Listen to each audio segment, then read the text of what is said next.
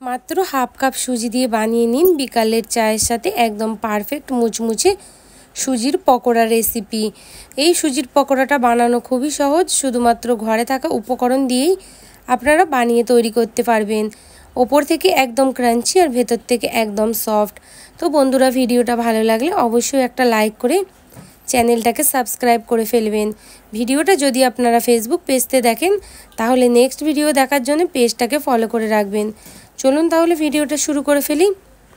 সবার প্রথমে নিয়ে নিচ্ছি একটা মিক্সিং বাউল আর তার সাথে দিয়ে নিচ্ছি মেজারিং কাপের এখানে 1 কাপ পরিমাণ সুজি। এটা 200 গ্রাম সুজি আমি ব্যবহার করছি। তার সাথে দিয়ে দিতে হবে কিছু, যেমন এখানে আমি দিয়ে দিচ্ছি পেঁয়াজ একটা বড় সাইজের কুচো কুচো করা, 4টে কাঁচা লঙ্কা, তার সাথে ধনেপাতা কুচি আর দিয়ে দিচ্ছি কিছুটা কারি পাতা কুচি। এগুলো দিলে এর স্বাদটা কিন্তু একদম দ্বিগুণ হয়ে যায়। আর এই জিনিসগুলো কিন্তু ঘরে সবারই অ্যাভেলেবেল থাকে, তাই আমি আজ এই কটা জিনিস দিয়ে আপনাদের বানিয়ে দেখাবো। আর এবার এর সাথে দিয়ে দিতে হবে আমাদেরকে দই। এখানে যদি আপনাদের কাছে দইটা নাও থাকে তাও কিন্তু আপনারা এই রেসিপিটা তৈরি করতে পারবেন। তো এখানে যেই বাটিটায় সুজি মেপেছি তার থেকে হাফ কাপেরও একটু কম আমি টক দই ব্যবহার করলাম। এবার এর মধ্যে দিয়ে দিচ্ছি আমি টেস্ট অনুযায়ী নুন। আপনারা আপনাদের টেস্ট অনুযায়ী অবশ্যই নুনটা ব্যবহার করবেন। এখানে আমি সবার প্রথমে শুকনো ইনগ্রিডিয়েন্টসগুলোকে খুব ভালোভাবে মিক্স করে ফেললাম। তারপরে এর মধ্যে সামান্য অল্প অল্প করে আমাদেরকে পানি ব্যবহার করতে হবে। বন্ধুরা, এর মধ্যে কিন্তু পানিটা একসাথে আপনারা ব্যবহার করবেন না। এই বর্ষাকালের দিনে যদি এরকম নাস্তা বা এরকম মুচমুচে পকোড়া পাওয়া যায় তাহলে কিন্তু চায়ের সন্ধ্যেটা একদমই জমে যাবে। তো এবার খুব সামান্য পরিমাণ এখানে আমি পানি ব্যবহার করব আর একটু মাখা মাখা টাইপের সুজিটাকে আমি ব্যাটারটাকে তৈরি করে ফেলবো। খুব বেশি কিন্তু ব্যাটার এখানে আমি পাতলা করতে যাব না। বেশি পাতলা করতে গেলে কিন্তু পকোড়াগুলো যখন আপনারা তৈরি করবেন তখন কিন্তু ভেঙে যাবে। দেখতে পাচ্ছেন বন্ধুরা, ঠিক এরকম মাখো মাখো আপনাদের রাখতে হবে। তো চলুন এবার এটাকে ঢাকা দিয়ে আমি রেখে দিচ্ছি। ঢাকা দিয়ে এখানে আমি 2 থেকে 3 মিনিটের জন্য রেখেছি, খুব বেশি সময়ের জন্য কিন্তু এটা আমি রেখে দিইনি। তো এখানে দেখতে পাচ্ছেন সুজিটা কিন্তু দানাগুলো একদম ফুলে গাঢ় হয়ে গেছে। তো এরকম গাঢ় দরকার, সুজিটা ফুলে গেলেও কিন্তু পকোড়াটা খুবই বেশি মুচমুচে তৈরি হবে। তো খুব ভালোভাবে এরকম একটু চামচ দিয়ে নাড়িয়ে চাড়িয়ে দিলাম। এবার আমি এর মধ্যে দিয়ে দেবো হাফ চামচ পরিমাণ চিলি ফ্লেক্স। এটা একদমই অপশনাল, এটা দিলে টেস্টটা একটু ভালো হয় তাই দিয়েছি। আপনাদের বাড়িতে যদি না থাকে অ্যাভেলেবেল আপনারা এটা স্কিপ করেও বানাতে পারেন। তার সাথে দিয়ে দিলাম চায়ের চামচের হাফ চামচের একটু কম খাবার সোডা।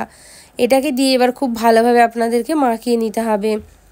তার সাথে দিয়ে দিলাম 2 থেকে 3 চামচ পরিমাণ পানি, যাতে সোডাটা খুব ভালোভাবে অ্যাক্টিভেট হয়ে যায়।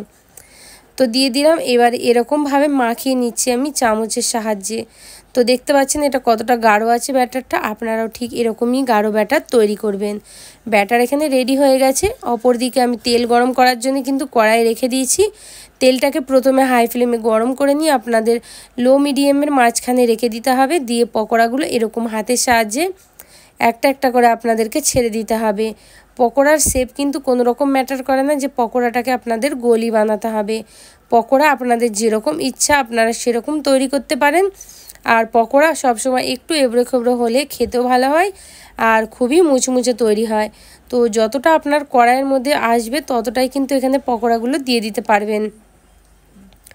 একসাথে কিন্তু অনেকগুলো পকোড়া এখানে আপনারা একদমই দিতে যাবেন না। আর মিডিয়াম ফ্লেমে যতক্ষণ না নিচে থেকে কালারটা একটু ডার্ক হয়ে আসছে বা এর কালারটা একটু সেট হয়ে আসছে ততক্ষণ কিন্তু আপনারা কোনো রকম এটাকে নাড়াচাড়া করতে পারবেন না, না হলে কিন্তু পকোড়াগুলো ভেঙে যাওয়ার ভয় থাকবে।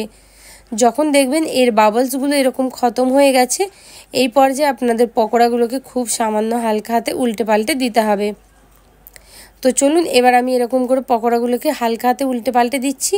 যতক্ষণ না পর্যন্ত একটু ডার্ক গোল্ডেন কালার আসছে না ততক্ষণ পর্যন্ত আমি কিন্তু এগুলোকে এরকমভাবে মিডিয়াম ফ্লেমে ভাজা করে যাব। মিডিয়াম ফ্লেমে ভাজা করলে কিন্তু পকোড়াগুলো একদম মচমচে একদম ক্রাঞ্চি তৈরি হয়। দেখতে পাচ্ছেন কতটা সুন্দর কালার এসেছে পকোড়ার। খেতেও কিন্তু বন্ধুরা দুর্দান্ত স্বাদের হয়। অবশ্যই আপনারা এই পকোড়াটা একবার বাড়িতে ট্রাই করবেন। কেমন লাগলো আমাকে কিন্তু কমেন্ট বক্সে জানাতে আপনারা একদম ভুলবেন না। আপনারা যদি কোনো রকম রেসিপি দেখতে চান তাহলে কিন্তু আমাকে অবশ্যই কমেন্ট করে জানাবেন। আমি আপনাদের জন্য সেই রেসিপিটা বানাবার চেষ্টা খুব তাড়াতাড়ি করব। এখানে দেখুন গোল্ডেন কালার এসে গেছে। এবার আমি একটা টিস্যু পেপারের মধ্যে পকোড়াগুলোকে তুলে নিচ্ছি, যাতে এক্সট্রা তেল যেটা থাকে সেটা কিন্তু টিস্যু পেপারটা অ্যাবজর্ব করে নেয়। এরকম প্রক্রিয়া করেই কিন্তু আমি এবার সব পকোড়াগুলোকে আমি ভেজে ফেলবো।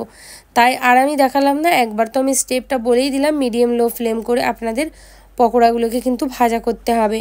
সব পকোড়া এখানে আমাদের তৈরি হয়ে গেছে, দেখতেই পাচ্ছেন কতটা সুন্দর লাগছে। এখানে আপনারা সস বা চাটনি যে কোনো জিনিসের সাথে এটাকে সার্ভ করতে পারেন, খুবই টেস্টি লাগে। গরম গরম এরকম পকোড়া যদি পাওয়া যায় তাহলে কিন্তু বিকালে একদম মজা এসে যাবে। দেখুন বন্ধুরা কতটা সুন্দর লাগছে, আর সসের সাথে আজকে আমি পরিবেশন করেছি। দেখা হবে বন্ধুরা এরকম সুন্দর সুন্দর রেসিপির সাথে, ততক্ষণের জন্য আল্লাহ হাফিজ।